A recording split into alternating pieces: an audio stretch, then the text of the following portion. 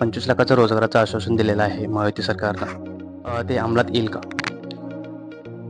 महायुती सरकारनं दिलेलं आश्वासन अंमलात येईल की नाही हे मी सांगू शकत नाही. मी तेवढ्या वरिष्ठ स्तरावर पक्षाचे काम करत नाही किंवा माहितीच्या वरिष्ठ स्तरावर काम करत नाही.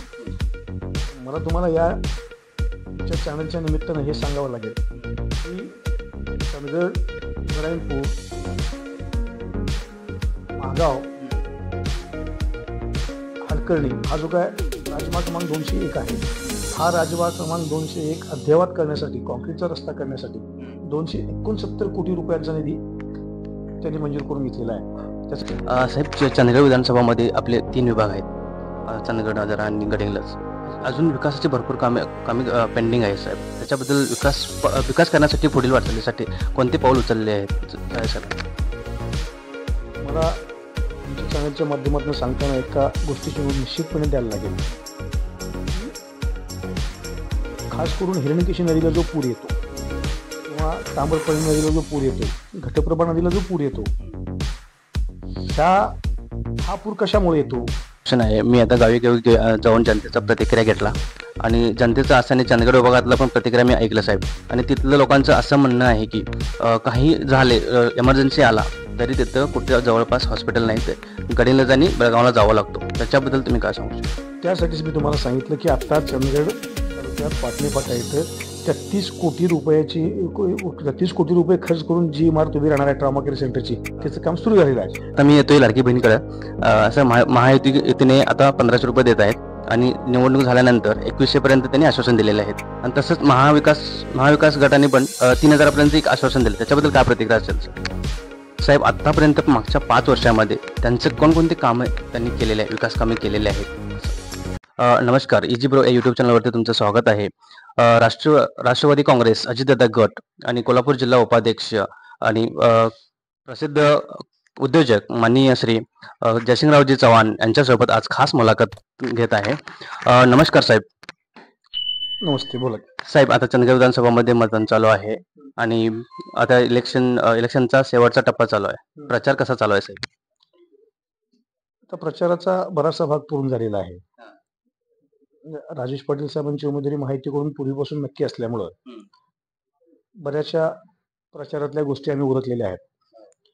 आता मोठमोठे मेळावे आणि गावोगावी संपर्क हा प्रचाराचा भाग पूर्ण होत आलेला आहे. आता कार्यकर्ते खाली गावागावामध्ये जाऊन लोकांशी थेट संपर्क करतायत. ही आजच्या प्रचाराची प्रसिद्ध स्थिती आहे. धन्यवाद साहेब. साहेब, आता मला एक क्वेश्चन विचारायचा आहे की 25 लाखाचं रोजगाराचं आश्वासन दिलेलं आहे महायुती सरकारनं. ते अंमलात येईल का? महायुती सरकारनं दिलेलं आश्वासन अंमलात येईल की नाही हे मी सांगू शकत नाही. मी तेवढ्या वरिष्ठ स्तरावर पक्षाचे काम करत नाही किंवा माहितीच्या वरिष्ठ स्तरावर काम करत नाही. पण मला इतकं आपल्याला निश्चितपणे आश्वस्त करायचं आहे की गेल्या 5 वर्षामध्ये राजेश पाटील साहेबांनी खास करून मतदारसंघातल्या मूलभूत प्रश्नांना हात घातला होता. रस्ते असतील, पूल असतील, गटर्स असतील, समाज मंदिर असतील, काही आरोग्याच्या सुविधा असतील, काही ऐतिहासिक स्मारकं असतील, यांची उभारणी. किंवा आता दुसरं तुम्हाला छोटंसं उदाहरण सांगतो की गडिंग्लजला जे न्यायालयीन प्रक्रियेमध्ये सगळ्या लोकांची जेव्हा नित्यनियमन करतात, ही वकील मंडळी जी आहेत त्यांचं एक बार असोसिएशन आहे. चंदगडलाही तशाच प्रकारचं बार असोसिएशन आहे. अशा त्या लोकांना तिथं ई लायब्ररीची गरज होती. इकडे चंदगडलाही होती आणि गडिंग्लजलाही होती. त्यासाठी आमदार साहेबांनी अगदी शेवटच्या 8 दिवसामध्ये प्रचंड प्रयत्न करून अगदी त्याला राज्यस्तरावरून परवानगी आणायला लागते मंत्रालयातनं. ती प्रक्रिया पूर्ण करून दोन्हीकडे ई लायब्ररी उभा करण्यासाठी 5 लाख रुपये दिले. ही गोष्ट खूप छोटी आहे, पण न्यायाच्या एकूण प्रक्रियेमध्ये आणि सामान्य लोकांना न्याय मिळण्याच्या प्रक्रियेमध्ये जे ज्ञान वकिलांसाठी आवश्यक आहे ते मिळण्यामध्ये या लायब्ररीची प्रचंड मदत होणार आहे. हे एक काम झालं. काही शाळांमध्ये संगणक द्यायचा आमदार साहेबांनी प्रयत्न केला आहे. मला वाटतं की आजकाल संगणकाशिवाय जग पुढे जाऊ शकत नाही आणि संगणक शाळांमध्ये देणं म्हणजे जगाचा जो काही वेग आहे सध्या प्रगतीचा, तो वेग वाढवायचाच भाग आहे. त्या ठिकाणी तिने काम केलेलं आहे. खास करून आमदार साहेबांचं काम ते या 5 वर्षातलं नसेल, पण चंदगड तालुका खरेदी विक्री संघाच्या माध्यमातून तिने तिथे रोजगार निर्माण करून दिलेला आहे. लोकांच्या सातत्याने सेवा धर्मामध्ये ते काम करतात. त्याचबरोबर तुम्हाला अगदी मनापासून सांगायचं असेल तर चंदगडच्या एकूण भौगोलिक परिस्थितीसाठी जी गोष्ट आवश्यक आहे, म्हणजे चंदगडमध्ये ज्ञानार्जन होणं, ज्ञानदान होणं हे खूप महत्वाचं काम आहे. आमदार साहेबांच्या वडिलांच्या काळापासून ते 15-16 हायस्कूल्स आणि कॉलेज चालवतात. हा एक त्यांच्या एकूण राजकीय वाटचालीतला महत्वाचा टप्पा आहे. म्हणजे आता चालूची पिढी सुशिक्षित करणं, शिक्षित करणं आणि तिला समाजाच्या मुख्य प्रवाहामध्ये, सेवेच्या प्रवाहामध्ये आणणं, हे काम ते करतात. चंदगड तालुका खरेदी विक्री संघाच्या माध्यमातून लोकांची सेवा करायचा प्रयत्न करतात. पाटणे फाटा या ठिकाणी त्यांनी 33 कोटीच्या ट्रॉमा केअर सेंटरच्या उभारणीसाठी पूर्वी त्याची प्रशासकीय मंजुरी झाली होती. पण नंतर तिथं जी जागा आवश्यक होती ते ट्रॉमा केअर सेंटर उभा करण्यासाठी, ती प्रक्रिया रेंगाळली होती. आता या 5 वर्षाच्या काळामध्ये अजितदादा मुख्यमंत्री झाल्यानंतर त्यांनी त्या ट्रॉमा केअर सेंटरच्या जागेवर फिजिकली तिथं शासनाला ताबा मिळवून दिला. शासनाच्या ताब्यात ती जागा आता आलेली आहे. तिथं प्रत्यक्षामध्ये ट्रॉमा केअर सेंटरचं काम सुरू झालेलं आहे. म्हणजे चंदगड तालुक्यातल्या एकूण वैद्यकीय वाटचालीमधला ट्रॉमा केअर सेंटर हा महत्वाचा टप्पा आहे असं मला वाटतं. कोरोनाच्या काळामध्ये त्यांनी गडिंग्लजला ऑक्सिजन प्लांट उभा करायचा प्रयत्न केला. तीच प्रक्रिया चंदगडमध्ये राबवायचा प्रयत्न केला. म्हणजे आपल्या आमदारकीचा उपयोग लोकांच्या आरोग्यविषयक सेवेसाठी करायचा त्यांचा प्रामाणिक प्रयत्न आहे. आता दुसरा एक महत्वाकांक्षी रस्ता असा आहे की मुळात रस्ते ह्या मतदारसंघाच्या रक्तवाहिन्या असतात. रस्ते चांगले असतील तरच मतदारसंघ प्रगतीपथावर जातो. मला तुम्हाला या तुमच्या चॅनलच्या निमित्तानं हे सांगावं लागेल की चंदगड, इब्राहिमपूर, महागाव,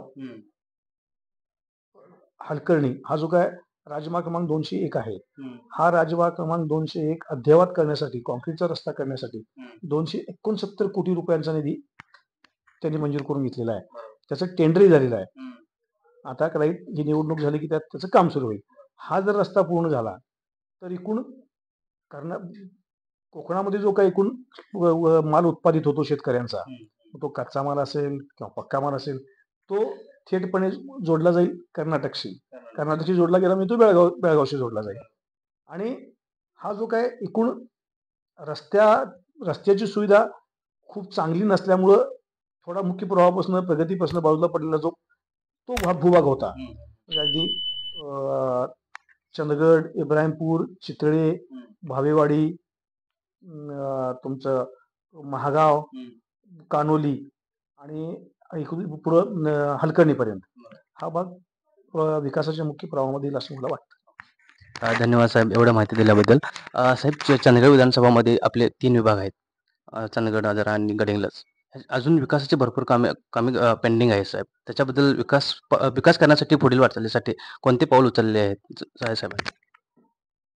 मला तुमच्या चॅनलच्या माध्यमातून सांगताना एका गोष्टीची नोंद निश्चितपणे द्यायला लागेल की खास करून हिरण्यकेशी नदीला जो पूर येतो किंवा ताम्रपर्णी नदीला जो पूर येतो, घटप्रभा नदीला जो पूर येतो, हा पूर कशामुळे येतो? वर्षानुवर्ष जो गाळ साठलेल्या नद्यांमध्ये, त्यामुळे नद्यांची खोली कमी झालेली आहे. त्यामुळे पावसाचं पाणी पटकन पात्राच्या बाहेर येतं आणि त्यामुळं आजूबाजूच्या प्रदेशाला धोका होतो, वाहतूक बंद होते, खूप मोठं नुकसान देशाचं होतं, राज्याचं होतं, लोकांचं होतं. ते टाळावं म्हणून आमदार साहेबांनी या 3 नद्यांमधला गाळ काढून घेण्याचं जे काही काम आहे ते मंजूर करून घेतलंय. त्याची टेंडर प्रक्रिया पूर्ण झालेली आहे. फक्त त्याच्यावर निधीची तरतूद राहिली होती, ती माझ्या माहितीप्रमाणे मधल्या काळात झाली असेल. आता ही निवडणूक झाली की ती प्रत्यक्षामध्ये गाळ काढायची प्रक्रिया सुरू होईल.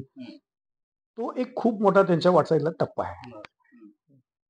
आणि त्यामुळं पावसाळ्यामध्ये जी काय आपल्याला वाईट अवस्था सगळी बघायला मिळते महापुराची, आणि ज्यामुळे शेतकऱ्यांचं नुकसान होतंय आणि इतर सगळ्याच गोष्टीवर त्याचा परिणाम होतो, त्यापासून बऱ्यापैकी सगळ्या जनतेला सुटका होईल, संजयी सुटका होईल असं मला वाटतं.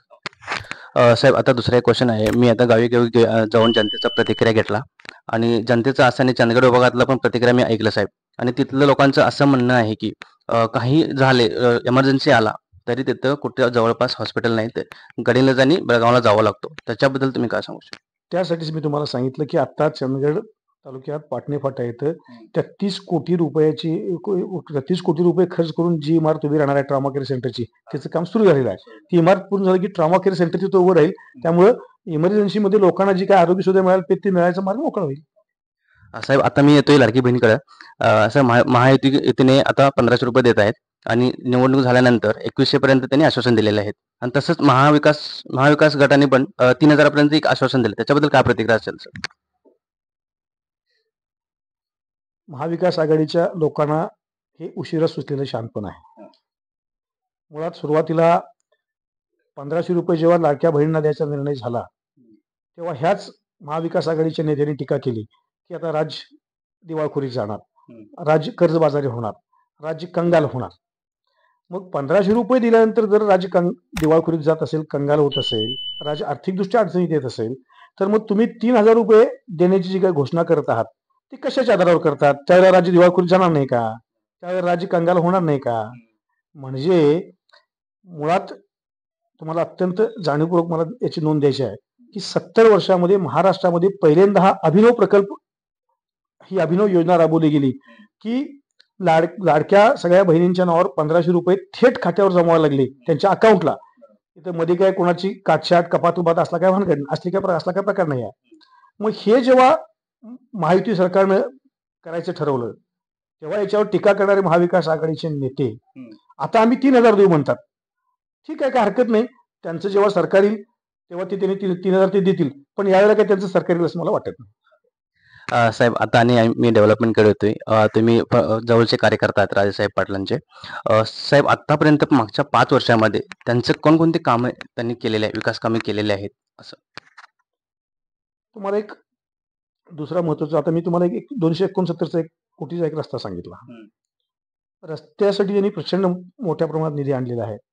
पुलांसाठी खूप मोठ्या प्रमाणात निधी आणलेला आहे.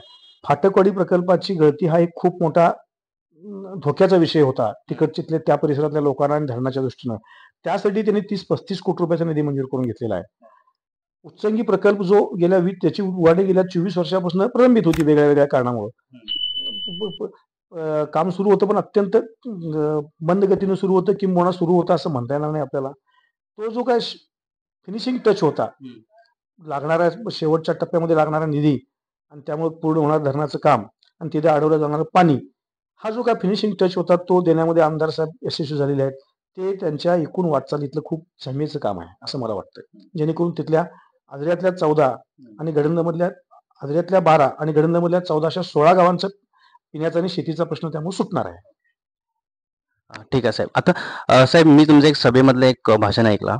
तुम्ही म्हणताय की राजेसाहेब पाटील एवढं डेव्हलपमेंट केले आणि आता आजकाल लोकांनी डेव्हलपमेंट बद्दल बोलत आहेत आणि नोकरीबद्दल कोणी विचार करत नाहीत, डेव्हलपमेंट बद्दल त्याच्याबद्दल. तरी पण गरीब लोकांच्या आणि सामान्य घराण्यात रोजगाराची पण भरपूर गरज आहे. त्याच्याबद्दल तुम्ही काय सांगू शकता? खास करून आम्हा कार्यकर्त्यांचा आमदार साहेबांना भविष्यातल्या त्यांच्या वाटचालीसाठी अत्यंत मोठा आग्रह असणार आहे की त्यांनी पुढची 5 वर्ष एक वेळ थोडं रस्त्याकडे दुर्लक्ष झालं तरी चालेल, अंतर्गत सुविधांकडे दुर्लक्ष झालं तरी चालेल, पण गडंगज MIDC आणि चंदगड MIDC या ठिकाणी मोठे औद्योगिक प्रकल्प आणावेत. आणि जी ज्वलंत समस्या आहे या मतदारसंघाची की तरुणांच्या हाताला रोजगार मिळत नाही, त्याच्यावर त्यांनी लक्ष केंद्रित करावं. भले त्यांनी मतदारसंघातल्या काही ज्या अत्यंत आवश्यक आहेत अशा मूलभूत सुविधांकडे बघावं, नाही असं नाही, पण बाकी इतर गोष्टी त्यांनी कराव्यातच. पण खास करून या रोजगार निर्मितीकडे त्यांनी लक्ष केंद्रित करावं असे आम्ही सगळे कार्यकर्ते त्यांना विनंती करणार आहोत आणि ते त्या दृष्टीनं प्रयत्नशील आहेत. साहेब आता मी बघतोय मेन म्हणजे मतदारसंघामध्ये 5 उमेदवार आता आहेत. टोटल 17 लोक आहेत आणि त्याच्यामध्ये 5 उमेदवार आहेत. किती टफ कॉम्पिटिशन किती आहे साहेब? मला वाटत नाही की या मतदारसंघामध्ये टफ कॉम्पिटिशन आहे. राजकीय जाणकार काही भूमिका व्यक्त करतात, काही त्यांचे अंदाज व्यक्त करतात, पण मी 30-35 वर्ष समाजकारणामध्ये आणि राजकारणामध्ये काम करणारा कार्यकर्ता आहे. आमदार राजेश पाटील साहेबांचं काम इतकं चांगलं आहे, मुळात त्या माणसाची प्रतिमा एवढी स्वच्छ आहे की मला वाटत नाही जो विचार करून मतदान करणारा वर्ग आहे, ज्या लाडक्या बहिणी आहेत त्या राजेश पाटील साहेबांना मत देण्यामध्ये कुठल्याही प्रकारची कुचराई, दिरंगाई आणि काटकसर करतील. त्यांच्या पारड्यामध्ये भरभरून ते मतं टाकतील त्याबद्दल असा मला विश्वास आहे. साहेब, आता अजून एक क्वेश्चन असा आहे की ग्राउंड लेवलमध्ये आता खेडेगावात रस्त्यांची भरपूर अजून पण उणीव दिसतोयच. त्याच्याबद्दल काय सांगू? डेव्हलपमेंट होईल का साहेब पुढे? ज्या रस्त्यांकडं वर्षानुवर्षापासून दुर्लक्ष झालेले आहेत ते रस्ते आता प्राधान्याने घेतले जावेत आणि ज्या गेल्या 2-4 5 वर्षामध्ये ज्या रस्त्यांना न्याय मिळालेला आहे त्यांना न्याय पुढच्या टप्प्यामध्ये मिळू देत, पण जे रस्ते दुर्लक्षित आहेत त्या रस्त्यांना न्याय कसा मिळेल यासाठी आम्ही राजेश पाटील साहेबांच्याकडे पाठपुरावा करू. ओके साहेब, आता माझा शेवटचा क्वेश्चन आहे साहेब. राजेश पाटील साहेबांचं व्हिजन काय आहे? त्यांचं विजन अत्यंत स्वच्छ, पारदर्शक कारभार आमदार म्हणून त्यांना करता आला पाहिजे. अत्यंत वेगवान असा विकासाचं काम त्यांना मतदारसंघामध्ये उभं करता आलं पाहिजे आणि खास करून तरुणांच्या रोजगार निर्मितीसाठी त्यांना काही वेगळी पावलं उचलता आली पाहिजे. हेच त्यांचं विजन आहे आणि त्यांचं विजन त्यांनी स्पष्ट केलं आहे. पण मला तरी असं वाटतं की तमाम कार्यकर्त्यांच्या वतीनं आम्ही हे विजन त्यांनी बाळगावं अशी त्यांना विनंती करू. अजून एक क्वेश्चन आठवला. आता जनसंपर्कामध्ये आम्ही बघतोय तर आहेत राजेसाहेब पाटील. आता ह्याच्या पुढे निवडून आले तर असंच कंटिन्यू राहतील का? मी तुमच्या चॅनलच्या माध्यमातून सगळ्या आम जनतेला विश्वास देऊ इच्छितो की गेल्या 5 वर्षामध्ये राजेश पाटील साहेबांचा जो संपर्क होता, या निवडणुकीमध्ये जनतेने त्यांना संधी दिली तर त्यांचा गेल्या 5 वर्षातला संपर्क पुढच्या 5 वर्षात दुप्पट झालेला दिसेल, ह्याबद्दल मला कुठल्या प्रकारची शंका नाही. ओके, धन्यवाद साहेब. तुमचं किमती समय दिल्याबद्दल. तुम्ही पण बिझनेस मध्ये आहात. किमती समय दिल्याबद्दल धन्यवाद. Thank you so much sir.